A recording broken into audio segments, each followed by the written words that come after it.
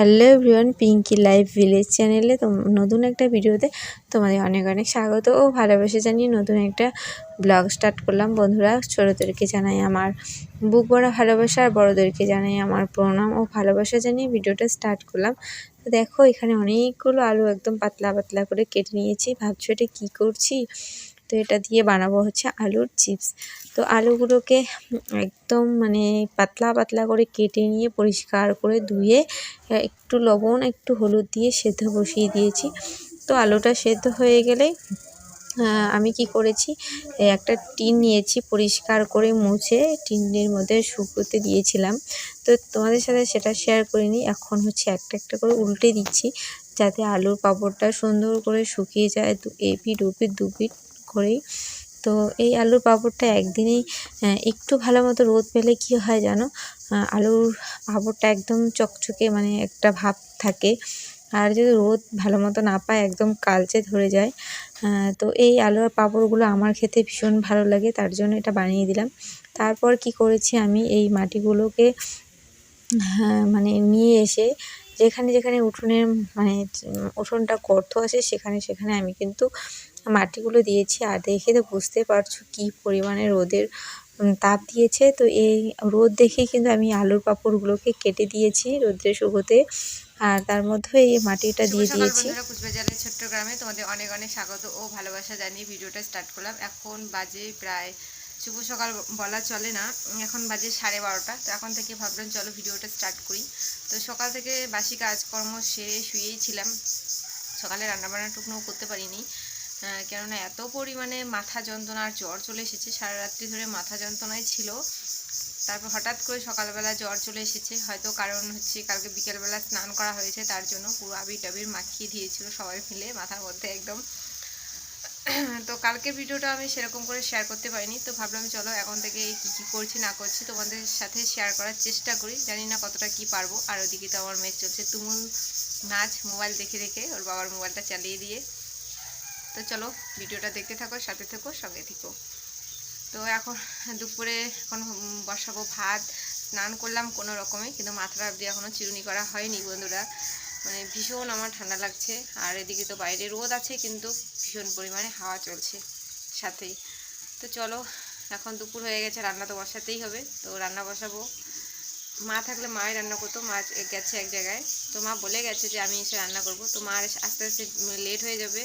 আর এখন হচ্ছে ফোন করলো যে আমার বোনের বর আসবে, তো তার জন্য তো বিশেষ করে আবার রান্না বসাতেই হবে। আমরা খেলে একটু লেট হলেও চলতো, তো এখন তো রান্না বসাতেই হবে। প্রায় 12:30, যেখানে আমি বসাই 12টার আগে বা 12টার মধ্যে বসে, ওখানে আজ 12:30 হয়ে গেছে। তো চলো, অনেক কিছু বকবক করে ফেললাম। যাতে আমাদের উঠোনে জলটা না জমে। আর বর্ষাকাল আসলে ভীষণ অসুবিধা হয়, যেখানে যেখানে গর্ত জল একদম জমে ভরপুর হয়ে থাকে। তো তারপর দেখো একটু রেস্ট নিয়েছি। এতটা সকালে কাজ করেছি, একদম শরীরটা ক্লান্ত হয়ে গেছে। তারপর রেস্ট করে চলে এলাম দুপুরে রান্নাবান্না করতে। তো রান্নাবান্না তো ডিম আলুর ঝোল করেছি। আর দুদিন পরে যেহেতু ভিডিওটা এডিট করছি, আমি ভুলে গেছি কি রান্না করেছি। কেউ কিছু মনে করো না বন্ধুরা। আর এটা হচ্ছে একদম সন্ধ্যাবেলা, গুড ইভিনিং, তোমাদের সাথে কথা বলছিলাম, ওদিকে মাইক বাজছিল।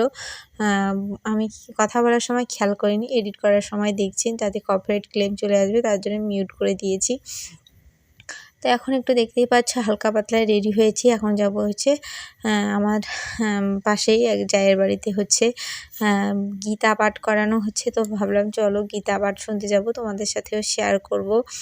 তো আমার জানি না কীর্তনের থেকেও গীতা পাঠটা শুনতে ভীষণ ভালো লাগে। তারপর হচ্ছে পদাবলী যে কীর্তনটা হয় ওটাও শুনতে ভীষণ ভীষণ ভালো লাগে, জানি না কেন। তো ভাবলাম চলো আজকে তোমাদের সাথে এটাই আমি শেয়ার করব। তো এক সপ্তাহ ধরে হয়েছে টানা। তো একদিনই তোমাদের সাথে শেয়ার করব। আর ফার্স্টে যে দুটো দিন যে ছিল, প্রথমে 2 দিন আমি যেতে পারিনি, আমার হাজব্যান্ড ছিল, ওর একটু অসুবিধা ছিল, তার জন্য আমার বাড়িতে থাকতে হতো। মা, আমার শাশুড়ি মা, কাকি শাশুড়ি সবাই মিলে যেত। আর আমার মনটা ভীষণ অস্থির অস্থির করতো, না আমি যেতে পারছি না, এরকম একটা ব্যাপার। তো আজকে যাচ্ছি, তারপর ভাবলাম চলো তোমাদের সাথে শেয়ার করি, একদম মন খুলে তোমাদের সাথে শেয়ার করব। তোমরাও শুনো, তোমাদের কেমন লাগবে শুনে অবশ্যই কমেন্টের মাধ্যমে জানিও। তো চলো শুনো।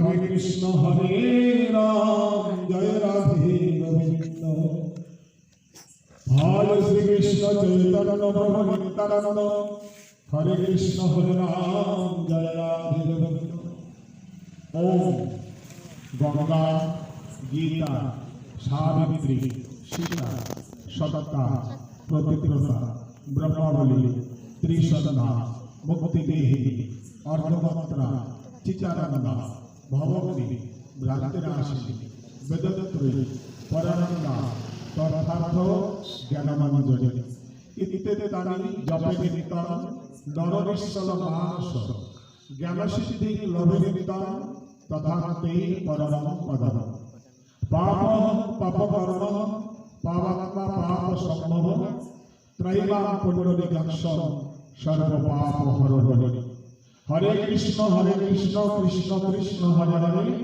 হরে রাম রাম রাম হরে হরে ওম নমো ভগবতে বাসুদেবায় ওম নমো ভগবতে বাসুদেবায় জয় জয় শ্রী গুরু